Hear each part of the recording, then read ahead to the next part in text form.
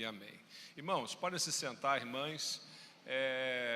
Você vai comer um bombom que come na igreja não engorda. Você pode ficar tranquila, não tem problema. Se comer daquela portão para fora, já não garanto nada. Agora, aqui dentro não tem problema. Pode comer à vontade. Algumas informações ainda complementares, importantes para a gente. Eu estou vendo muita gente divulgando no Facebook, nos seus canais de informação, fotos aqui da campanha, né? Essas coisas. Então eu queria pedir uma coisa a você, preste atenção, por favor. Você que vai divulgar no seu canal, no seu Facebook, seja YouTube, seja onde for, quero pedir que você coloque assim, hashtag 40 dias, 40 dias de amor Orla. Que aí vai ficar tudo, né? Depois a gente dá uma olhada lá, vai achar todas as fotos que foram produzidas, né, nesse contexto nosso. Então você coloca lá, hashtag 40 dias de amor Orla. Tá legal? Então você coloca lá, faz assim, por favor. Eu vou divulgar algumas outras coisas, mas depois, então vocês vão ficar fuçando o celular aí, e eu quero a sua atenção nesse momento. Mas também dizer que quarta-feira nós estaremos aqui, às quartas-feiras, no Orla meio de semana. Então você pode vir celebrar a Deus com a gente, tem sido assim um tempo muito feliz para todos nós.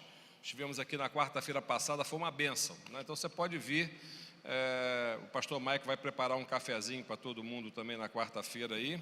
Você vem à vontade. Outra coisa, estamos voltando com os nossos esboços, pelo menos agora no contexto da campanha, né? Muitas pessoas disseram, pastor, os esboços faziam muita falta, porque a gente anotava, a gente escrevia, guardava e revisitava o esboço durante a semana, né? Ficava assim podia fazer desse material também o nosso material de devocional, na oração. A gente se lembrava das mensagens, se lembrava dos textos bíblicos mencionados. Então, ao longo da campanha, vamos voltar com o esboço. Então, eu quero pedir uma coisa a você. Uma das coisas que nos fizeram parar com os esboços, que terminava a celebração, tudo jogado no chão, né? Tudo assim, jogado, amassado, embolado, como se fosse um papelzinho jogado no canto. Isso cortava o nosso coração, né? Primeiro porque é dinheiro, né Martinha? De fazer aquele monte de esboço. É dinheiro, isso é investimento. E segundo, que é um material que você pode se beneficiar dele. É muito simples, é uma folhinha e tal, mas são coisas que você pode anotar, guardar e se beneficiar nos seus momentos de oração ao longo da semana, tá bom? Então, você quando vier para a celebração, para celebrações, tanto manhã quanto noite, você traz uma canetinha, traz um lápis. As mulheres não precisam nem dizer, porque elas já têm. Todas elas têm caneta nas suas bolsas, às vezes mais de uma, né, Alê? Várias canetas. Se tiver alguém do seu lado, você pode emprestar à vontade. Seu marido certamente não tem caneta aí, mas você pode emprestar para ele, e ele pode então preencher os esboços, né? Os espaços em branco. Como é que você faz? Você vai perceber que aqui no nosso PowerPoint, as palavras que vão aparecer sublinhadas, né, são aquelas que estão faltando no seu esboço. Você pode completar, então, né, preencher os espaços em branco. Isso foi uma prática de muito tempo da nossa igreja, nós estamos recuperando nesse momento de campanha. Muito bem, sejam bem-vindos à nossa campanha 40 dias de amor. Nós temos alguns visitantes dessa manhã, alguns já me foram apresentados, né? Nós não costumamos fazer isso aqui, tá bom? Não vamos pedir para fazer nunca mais, mas hoje deu vontade de fazer. A gente vai pedir que os visitantes fiquem de pé e vamos cantar para eles, visitantes, seja bem-vindo. É brincadeira, isso é tudo mentira. Isso é tudo mentira, só para mexer com vocês. Mas se você olha para o lado, você vê uma pessoa que você não vê costumeiramente, dá um abraço, você dá uma palavra de boas-vindas. É sempre um prazer receber os nossos convidados aqui. Esperamos que seja um tempo muito feliz para você, um tempo de novas aprendizagens. E também, como a Rutinha falou, você pode preencher esse cartão de convidados, colocar o seu nome, o seu e-mail, o seu telefone, se você quiser deixá-los conosco, né? E também o seu pedido de oração. Nós vamos orar pelo seu pedido e nós vamos manter um contato com você, se você assim o desejar. Se não quiser, a gente não faz contato nenhum, mas se você quiser, a gente pode manter o contato, tá bom? Estamos em campanha, esse é o nosso pontapé inicial, o primeiro dia. E pelas próximas 6 semanas, ou quase 6 semanas, nós estaremos mergulhados nessa campanha que é denominada 40 Dias de Amor. A nossa grande expectativa é que todos nós sejamos desafiados na nossa capacidade de amar. A nossa capacidade de amar, desafios na nossa capacidade de amar. Então a nossa expectativa é grande. E para isso nós vamos precisar colocar os nossos relacionamentos como as coisas mais importantes da nossa vida. Relacionamentos são as coisas mais importantes na nossa vida. Não tem nada mais importante do que os nossos relacionamentos. Você pode ter muitas prioridades na vida, você pode elencar algumas delas, das mais importantes, das menos importantes. Você pode ter muitas coisas para fazer. Eu entendo isso, eu me relaciono também. Eu também, muitas vezes, penso em tanta coisa que preciso fazer e nem sempre coloco os meus relacionamentos em primeiro lugar. Mas eu quero convidar você a pensar sobre isso a partir das perspectivas das palavras de Jesus e desse tempo que estaremos juntos. Nós vamos precisar aprender a fazer isso, a colocar os nossos relacionamentos em perspectiva, como as grandes prioridades ou as maiores prioridades nossas.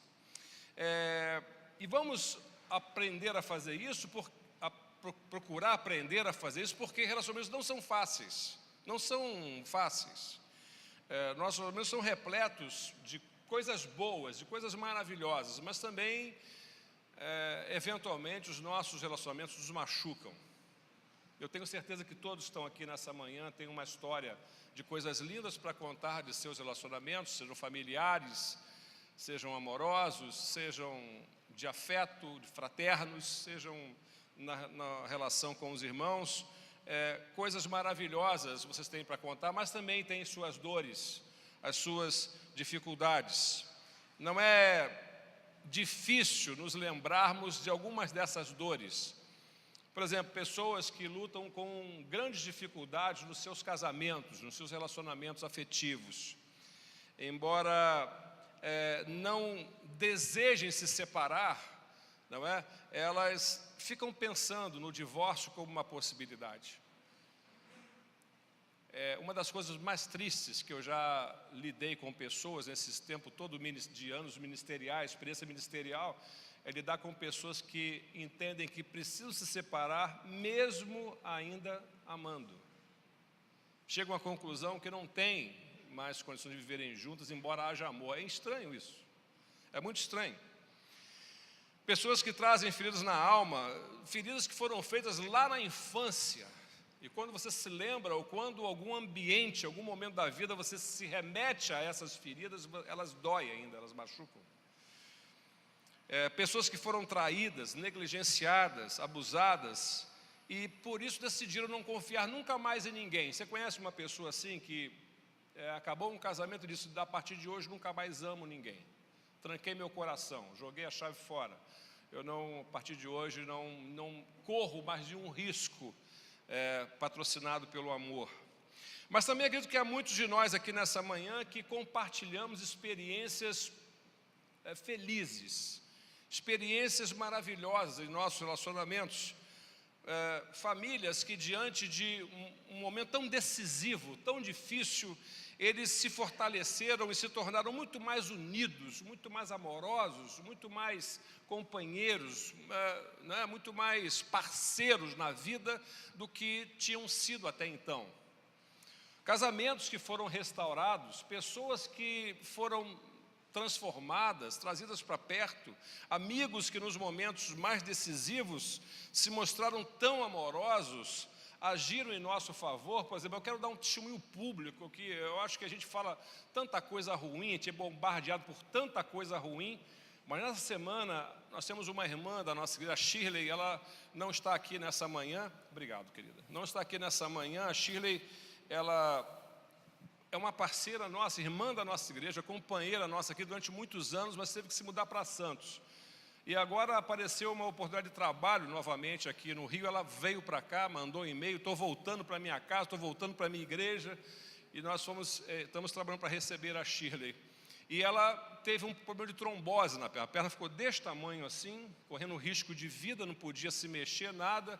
No meio de uma mudança que precisava fazer, no meio de tudo, né, de implantar novamente a vida aqui. E então o que aconteceu com ela? Ela foi acolhida pelos irmãos da igreja, de uma maneira tão maravilhosa, né? Então a Ivanilda fez lá a mudança dela. Fazer mudança não é brincadeira, irmãos, né? Ainda mais que não é a nossa, né? Você não sabe o que é, onde fica, onde põe. E a Ivanilda estava lá dando suporte, né?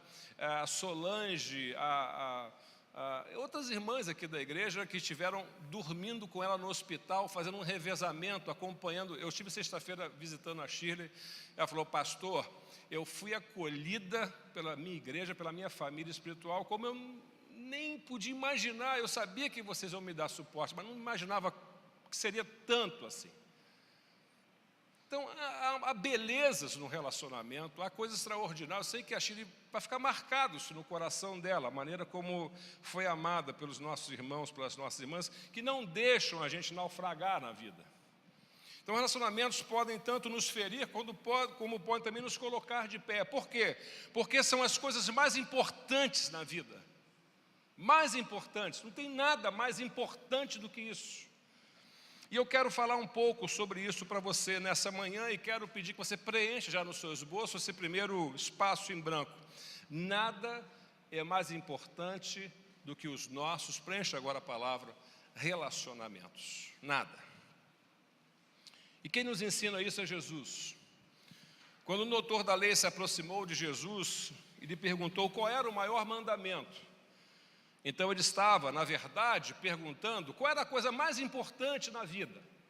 Ele estava perguntando para Jesus qual era a coisa que ele mais deveria priorizar na sua vida. Então Jesus oferece uma resposta para ele. E Jesus respondeu para aquele doutor da lei que a coisa mais importante, dentre todas as outras demais coisas na vida, era: ame o Senhor, o seu Deus, de todo o seu coração, de toda a sua alma e de todo o seu entendimento. Este é o primeiro e maior mandamento. E o segundo é semelhante a ele: ame o seu próximo como a si mesmo. E desses dois mandamentos dependem toda a lei e os profetas. Na verdade, esse doutor da lei estava perguntando para Jesus qual era a coisa mais importante na lei. A lei é o Pentateuco. São os 5 primeiros livros da Bíblia, de Gênesis até Deuteronômio. Mas Jesus, no final aqui da sua palavra, diz: olha, eu não estou dizendo para você só o que é mais importante na lei, no Pentateuco, de Gênesis a Deuteronômio. Eu estou dizendo para você o que é mais importante em todo o Antigo Testamento, porque os judeus, eles dividem o Antigo Testamento em lei e o resto, e os demais. E esses demais livros eles chamam de profetas. Nós não, nós separamos por temas, por estilos literários. Nós temos a lei, temos os livros históricos, os livros poéticos, os profetas maiores e os menores. Mas esse doutor da lei pergunta a Jesus o que é mais importante na lei. Jesus diz: olha, não vou resumir só a lei, eu vou resumir todo o Antigo Testamento. E a coisa mais importante em todo o Antigo Testamento, mais importante em toda a Bíblia de então, em toda a palavra de Deus, a coisa mais importante que você precisa fazer na sua vida é amar a Deus sobre todas as coisas e amar o próximo como a si mesmo. Com essa resposta, Jesus deixa claro que a coisa mais importante na vida, a prioridade dentre todas as demais prioridades, a prioridade entre as coisas mais importantes na vida são os nossos relacionamentos. Relacionamento com Deus, relacionamento com o meu próximo. Nada é mais importante do que isso. Nada, absolutamente nada é mais importante do que isso. Relacionamentos são mais importantes, por exemplo, do que tarefas do dia a dia. As tarefas do dia a dia que tomam o nosso tempo, que a gente tem que fazer um monte de coisa lá, não tem? Você tem conta para pagar, você tem formulário para preencher, tem livro para ler, tem trabalho para fazer, tem prazo para cumprir, você tem um monte de coisa para fazer. E a gente às vezes acha que essas coisas são mais importantes do que as pessoas, e elas não são. E quem nos ensina isso é Jesus. Jesus lidava com um conjunto enorme de interrupções.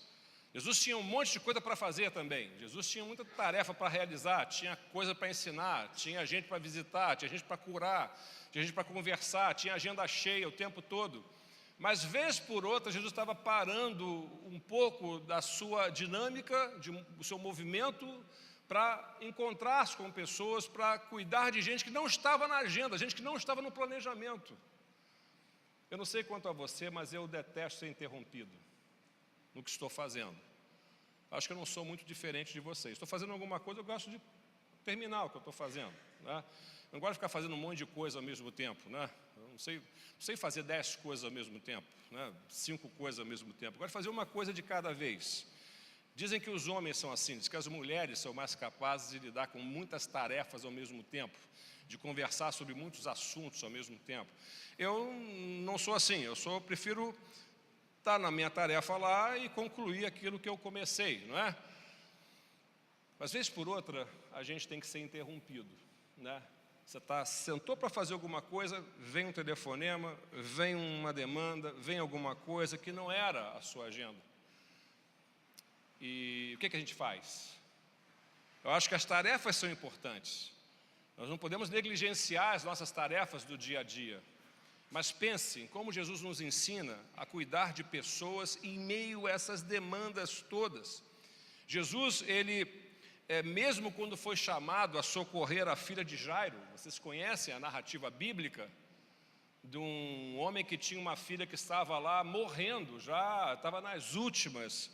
E ainda assim Jesus foi capaz de oferecer a uma mulher muito tímida, uma mulher muito sofrida, uma oportunidade extraordinária dela expressar a sua fé.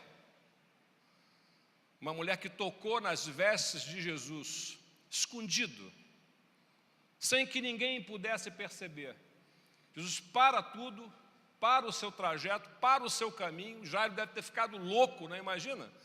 Mas Jesus, minha filha está morrendo, você precisa correr para lá agora. Não é assim que a gente é, a gente tem urgência em tudo, ainda mais numa situação como essa.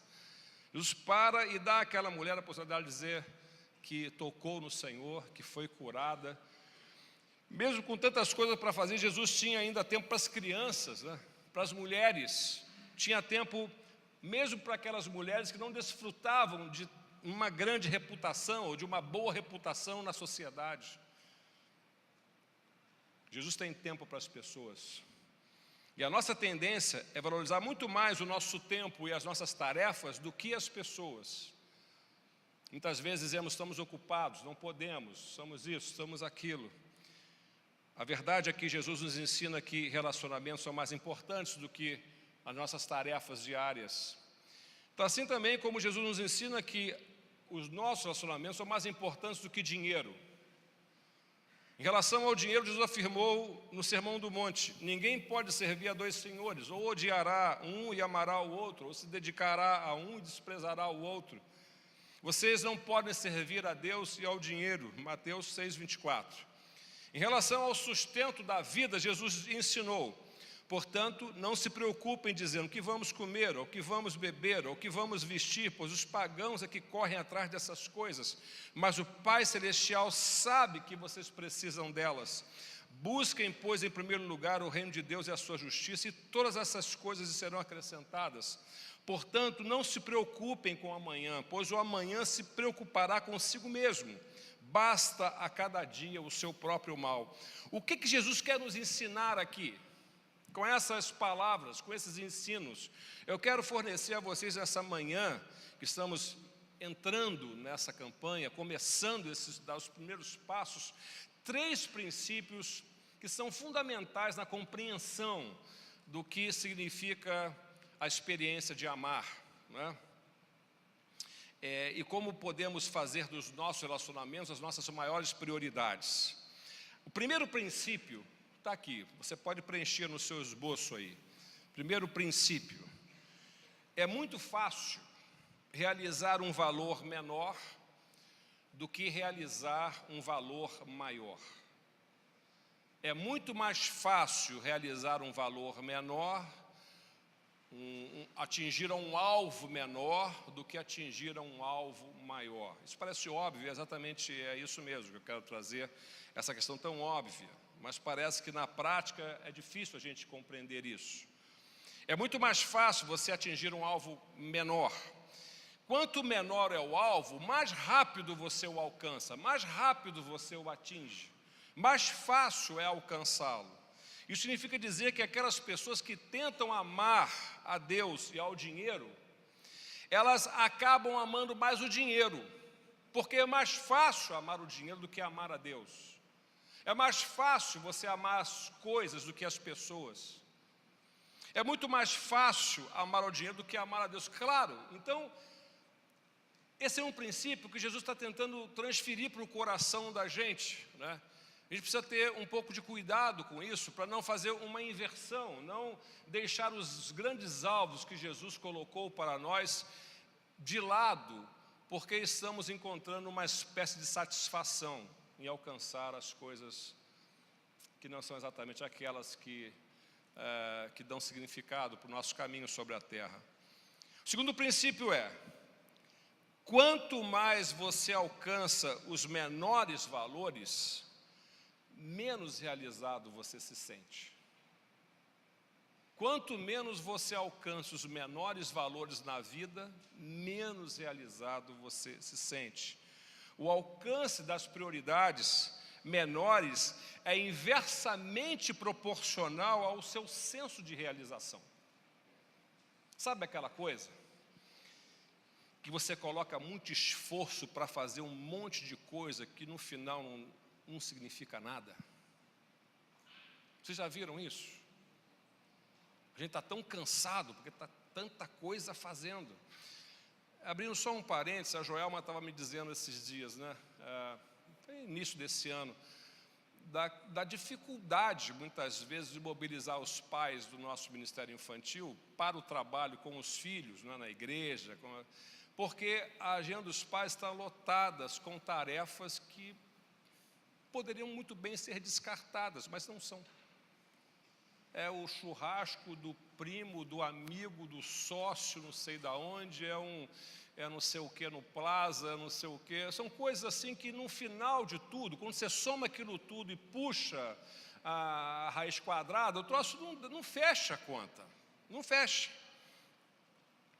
Então, é por isso que nós devemos colocar as nossas prioridades nas coisas de fato que são importantes, que são fundamentais na vida. Parece óbvio isso, mas a gente tem que revisitar esses princípios. Porque as prioridades menos importantes, ou as coisas de menor valor, elas não cumprem o que prometem. O nosso coração continua vazio. E terceiro princípio: pequenos valores não exigem fé, mas grandes valores só podem ser alcançados com a ajuda de Deus. Então, quando você está envolvido com alguma coisa que representa uma baixa valor de prioridade na sua vida, você se deita à noite, você começa a pensar sobre a sua vida e você faz a mesma pergunta que Jesus fez aos seus discípulos. Ele perguntou: não é a minha vida mais importante do que isso? Não é a minha vida mais importante do que essas coisas que estou fazendo? Não é a minha vida mais importante do que essas coisas que têm mobilizado o meu coração? A vida não é maior do que isso? A gente aprende com Jesus que Deus não exige que você faça muitas coisas ao mesmo tempo, e nem que você tenha muito dinheiro, seja muito rico. Deus não exige isso de você. Eu diria até que Deus não está tão preocupado com isso, como muitas vezes nós ficamos mais preocupados do que exatamente Deus, né, em relação a isso. Mas Deus exige que você busque uma coisa: alcançar excelência nos seus relacionamentos, sejam familiares, sua mulher, seu marido, com seus filhos, seus pais, seus irmãos, com Deus, com Ele mesmo, com o seu próximo. Os seus relacionamentos não são os seus maiores alvos, são as suas maiores prioridades. E você vai precisar de muito foco para fazer isso, de muita dedicação para fazer isso, vai precisar de muita fé para fazer isso, porque a todo momento estamos sendo tirados desse foco, estamos sendo arrastados para outras dimensões menos importantes da existência. E nada mais importante do que os nossos relacionamentos. Mas como é que eu posso me relacionar com Deus? Jesus começa falando de Deus, não começa falando de ninguém mais, mas Deus. Começa a falar de Deus. Como é que a gente começa esse relacionamento com Deus? Como é que a gente prioriza o nosso relacionamento com Deus? Por onde a gente começa? Então, no texto frente ao grande mandamento que lemos, né, Jesus ensina que você pode e deve se relacionar com Deus, em primeiro lugar, amando Deus de todo o seu coração. Amando Deus de todo o seu coração. O que é amar a Deus de todo o coração? Já parou para pensar nisso? Jesus faz aqui ele descreve uma maneira, um modo como nós podemos amar a Deus. Ele começa por aí. Amar a Deus de todo o nosso coração. Coração aqui, o coração na Bíblia, ele tem alguns significados. Dependendo do contexto, você vai encontrar um ou outro significado, mas parece-me que aqui, eu me uno àqueles que compreendem o coração nesse sentido, com esse significado nesse texto. Parece que o coração aqui, de fato, significa o lugar dos sentimentos, o lugar dos afetos, é o lugar das emoções. Jesus está dizendo que amar a Deus implica também em expressar para Deus os nossos afetos, expressar os nossos afetos diante de Deus. Deixe-me dizer uma coisa para você, e eu quero falar isso, me sinto muito à vontade, porque faço parte desse mesmo ambiente cultural, religioso que a maioria de todos vocês aqui. Nós somos uma igreja batista e vocês sabem muito bem que a tradição batista ao longo de muitos anos, né, de décadas e décadas e décadas, ela sempre privilegiou a razão em detrimento das emoções com relação a Deus. E buscava um fundamento para isso num texto bíblico que dizia, onde Paulo dizia que o culto deve ser racional, né? Oferecer a Deus culto racional. Então o cara falava, culto racional é o culto da razão. É a primazia da razão sobre as emoções. É o primado da capacidade cognitiva, né, no sentido mais racional, que quero dar essa palavra, esse termo, né, na minha relação com Deus. Eu me uno a Deus pela minha razão. As minhas emoções, eu não coloco nessa equação porque elas não são confiáveis. Minhas emoções podem me trair, as minhas emoções podem me confundir, as minhas emoções podem me deixar... podem até me afastar de Deus.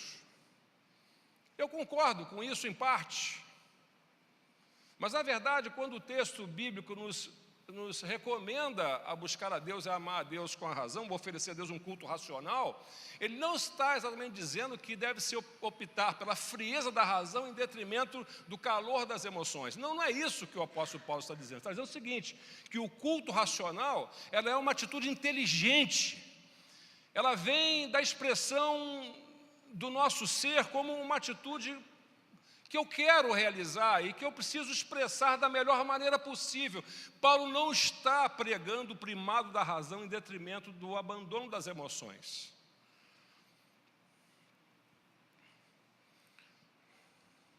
O canal das emoções pode ser um canal muito tumultuado para a gente. De modo geral, a gente se aproxima das coisas da vida pela razão.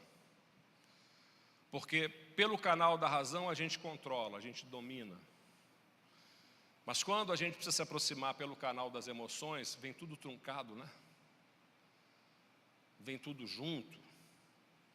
Vem muita coisa desarrumada. Por isso que a gente chora, a gente sofre, vem tudo misturado. Aí você fala, não, eu não quero mais me aproximar com nenhuma coisa da vida por esse canal das emoções, eu quero ir pelo canal da razão. E a vida vai ficando assim, árida. A vida vai ficando seca. A vida vai ficando sem tempero. Deixa eu dizer uma coisa para você, no nosso meio, especialmente no nosso meio batista, nas igrejas batistas, nós devemos tomar muito cuidado com a formalidade da nossa fé.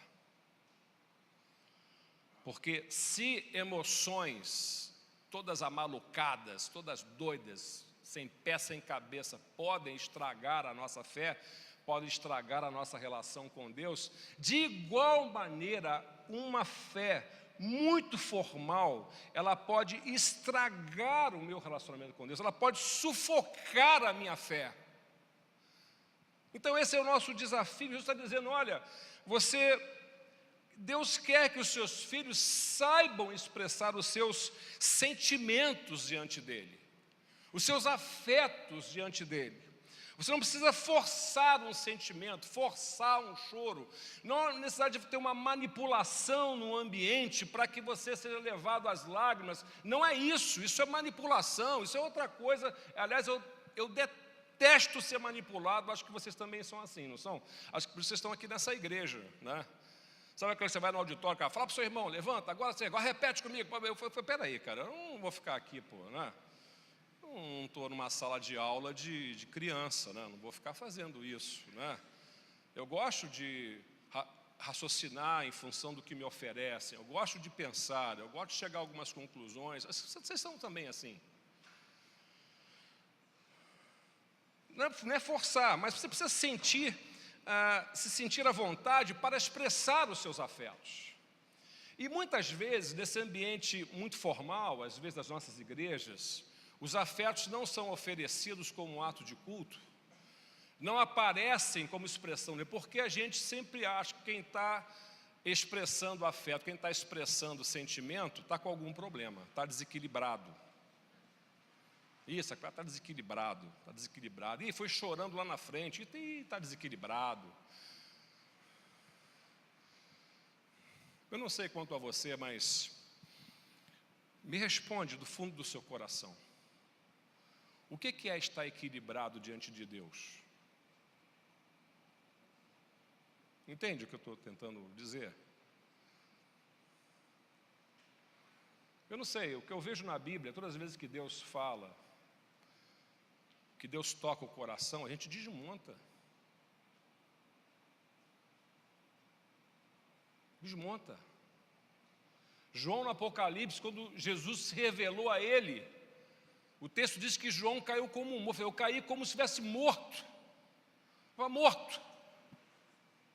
Diante do que me foi apresentado, diante do que me foi oferecido, diante da revelação que eu tive de Deus, quando Deus se revelou a mim, quando Deus colocou a sua palavra no meu coração. Nem sempre é assim. Elias estava lá, não é? Esperando coisas catastróficas. E a voz de Deus veio mansa e suave, se pronunciar ao seu coração, aos seus ouvidos. Tem vezes que é assim, tem vezes que toca profundamente, a gente chora, a gente se sente tocado, a gente se sente desconjuntado. Um belo exemplo são os livros de Salmos. No livro de Salmos você vai encontrar orações, canções, poesias repletas de sentimento. Davi, que foi o autor de muitos dos salmos, é chamado de um homem segundo o coração de Deus. Quando lemos os salmos de Davi, fica muito evidente que ele tem muito mais, esses salmos têm muito mais sentimentos do que muitas das nossas orações. Mas muito mais. No Salmo 6, por exemplo, Davi nos ensina a expor os nossos sentimentos diante de Deus. Ele diz, estou exausto de tanto gemer, de tanto chorar, inundo de noite a minha cama, de lágrimas encharco o meu leito.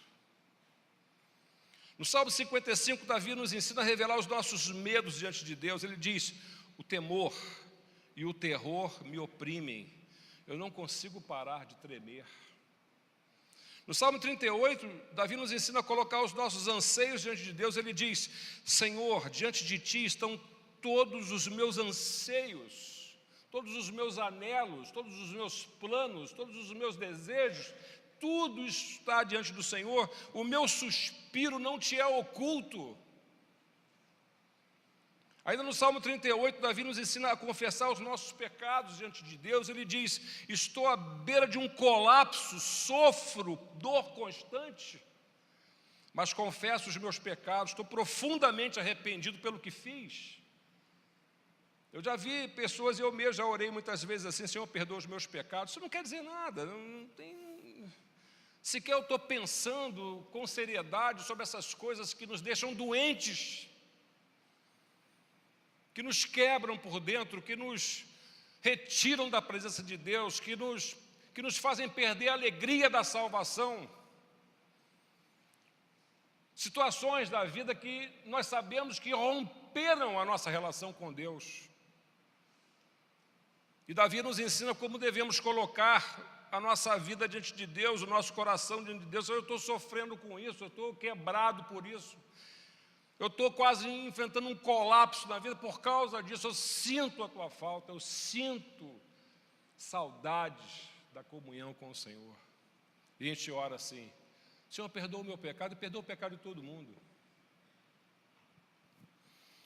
O Salmo 18, Davi nos ensina a expressar a nossa confiança em Deus. Eu te amo, ó Senhor, minha força.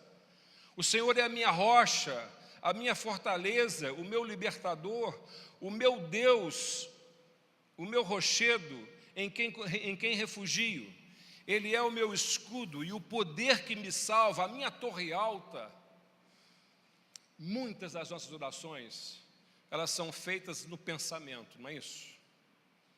É o que nós chamamos de oração silenciosa.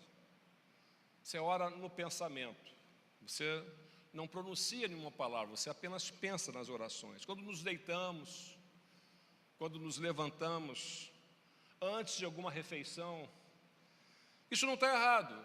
Orar a Deus em oculto, orar a Deus com os pensamentos. Mas eu quero encorajar você, a partir dessa caminhada de 40 dias, a fazer alguma das suas orações em voz alta. Não precisa ter ninguém com você, se você assim preferir. Você pode se trancar no seu banheiro, trancar no seu quarto, ou onde você quiser, e você experimenta.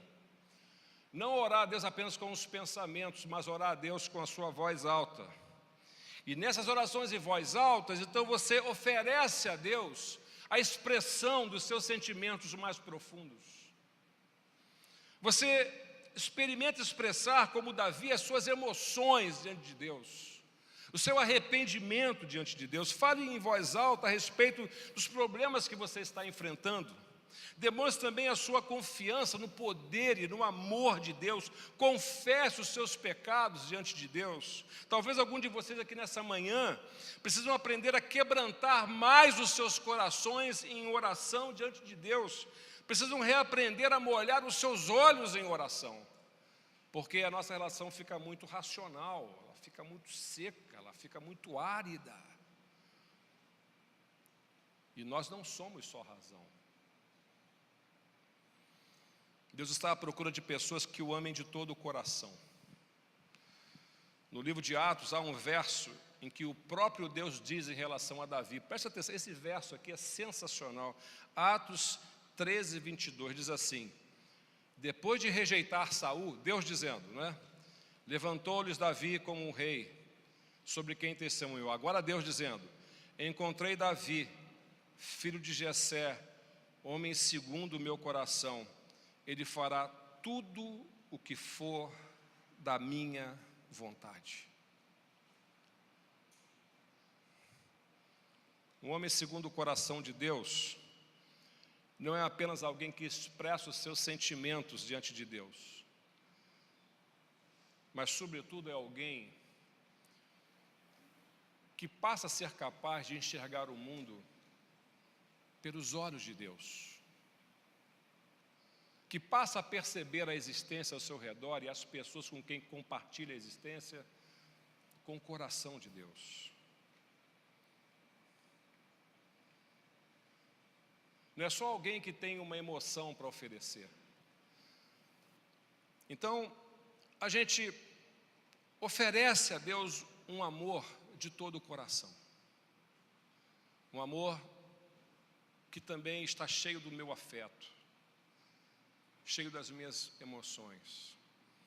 E parece que assim Deus começa então a derramar sobre nós o seu coração, derramar o seu coração, derramar o seu coração. E a gente passa então a enxergar a vida não apenas com os nossos olhos, mas com a maneira como Deus permite que nós enxerguemos. E a dimensão dos nossos afetos vão se ampliando, vão se ampliando, vão se ampliando. E a gente aprende a lidar com a dimensão dos afetos. Perde o medo de transitar pelos canais das emoções e dos afetos. Eu cresci aprendendo que homem não chora. Eu cresci aprendendo que se eu apanhasse na rua, eu também apanhava quando chegava em casa. Todos os caras que têm 50 anos aprenderam assim, não é, Saulo? Já aprendeu assim. Não foi mal não, foi ótimo. Não era igual essa geração mimimi de hoje, né? Porque o cara está na escola, aí fala assim, você é gordo. O cara chega chorando, desesperado, o mundo caiu, né? O cara me chamava de gordo, eu chamava de 4 olhos. Ele me chamava de 4 olhos, eu chamava ele de feio. E aí por aí, meu amigo. Eu estou falando aqui coisas muito leves, né, irmãos? Evidentemente eu não posso falar aqui em público. Coisa de escola, quando era criança. Resolve sua vida, cara. Vai à luta. E aí a gente vai crescendo e ficando meio casca grossa. Né? A gente fica casca grossa com os filhos. Fica casca grossa com a esposa. Fica casca grossa com o marido. Que a vida não dá moleza. Né? Fica casca grossa com Deus, casca grossa com os irmãos, casca grossa com quem sofre. Aí ele sofre, é culpa dele. É mole, não quer trabalhar, não quer isso. Só tem muita gente assim, mas tem muita história que não é assim. Uma vez eu estava numa praça evangelizando e tinha um senhor muito sujo, barbado, sentado no banco. Eu perguntei se podia sentar ali, começamos a conversar. E eu perguntei para ele se ele morava na rua. Ele falou, moro na rua. Eu falei, por quê? Ele disse, eu desisti da vida. Não tenho mais interesse em nada. Mas por quê? O que aconteceu com você? Ele falou, eu não gosto nem muito de falar sobre isso não, mas aí começamos ali e começou a falar. Ele era um professor de matemática. Acidente de carro, perdeu a esposa, os filhos. E quando aconteceu isso com ele, ele falou, não quero mais saber de nada. Saber de nada. Abandonou tudo e foi viver na rua. Tem gente assim. Que tomou uma pancada, ficou zureta. Ele não sabe mais qual o caminho que ele toma, o que ele faz. E às vezes a gente fica assim. Mas nós temos um Deus, né, irmãos? Que nos sustenta pelas mãos. Que não deixa a gente fazer loucura. Que não deixa a gente perder o rumo. E nós somos tratados com muito amor. Muito amor. Se nós fôssemos tratados só pelo viés da justiça de Deus, não tinha mais ninguém em pé aqui. E esse Deus que nos trata com muito amor é o Deus que nos convida a amar também. E eu pergunto a você, encerrando essa manhã, esse pontapé inicial da campanha 40 Dias de Amor, qual é o seu maior desafio de amor? O Quem é o seu maior desafio? Qual é a dimensão da vida que mais suplica a você por amor? Que você mais tem dificuldade de lidar? Eu quero convidar você a orar por isso nessa manhã. Primeiro desafio nosso, primeiro desafio em oração, primeiro passo em direção a esse caminho para aprender a amar mais e mais, a desenvolver essa nossa relação de afeto. Eu quero convidar você a orar. Nós vamos orar, assim mesmo como estamos. Depois eu vou convidar o pessoal daqui da ceia para que venha, pode vir até para cá agora quem vai ministrar a ceia para a gente, pão e vinho.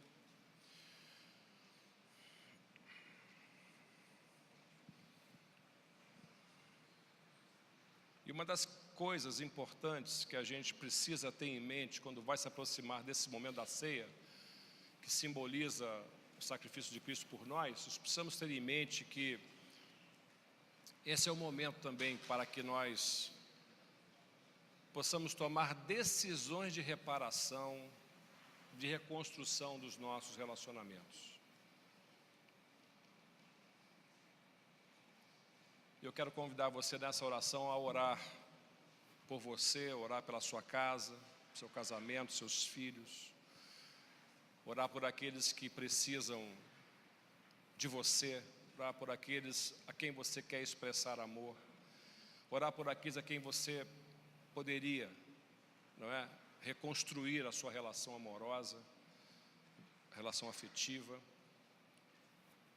E eu quero orar antes da ceia. E logo após a ceia nós vamos ter um momento de adoração, enquanto vamos receber o pão e o cálice, que simbolizam o sacrifício de Jesus por nós, simboliza o que somos como igreja, simboliza que Cristo virá para nos levar para perto dEle, para junto dEle. E eu quero convidar você a se manter em oração, se preparando para esse momento, avaliando o seu coração, avaliando a sua vida. Aí você, se olhar para dentro do seu coração e encontrar pecado, o que você faz? Você confessa o seu pecado, apresenta o seu pecado a Deus. Se você quiser chorar, você pode chorar. Você vê, eu já estou cansado de chorar aqui nesse lugar tantas vezes. Você fica à vontade, não queremos manipular você, mas queremos que você tenha a vontade para expressar diante de Deus os seus afetos, os seus sentimentos. Peça perdão a Deus. Esse primeiro passo nosso na campanha é um passo decisivo. Se há coisa que você precisa acertar e consertar com Deus, faça isso hoje, agora, em nome de Jesus. E vamos seguir em frente, com o nosso coração cheio de amor. Feche sua cabeça, feche seus olhos. Senhor, obrigado por essa manhã, por esse primeiro passo dado na campanha que estamos realizando como um momento oportuno, Senhor, para refletir sobre o Teu amor e para ajustar a nossa vida ao amor que o Senhor tem por nós e o amor que o Senhor quer expressar através de nós. Eu suplico que nessa manhã, Senhor, o Teu Santo Espírito venha a comunicar as Tuas verdades do mais profundo do nosso ser, Senhor, como só o Senhor é capaz de fazê-lo.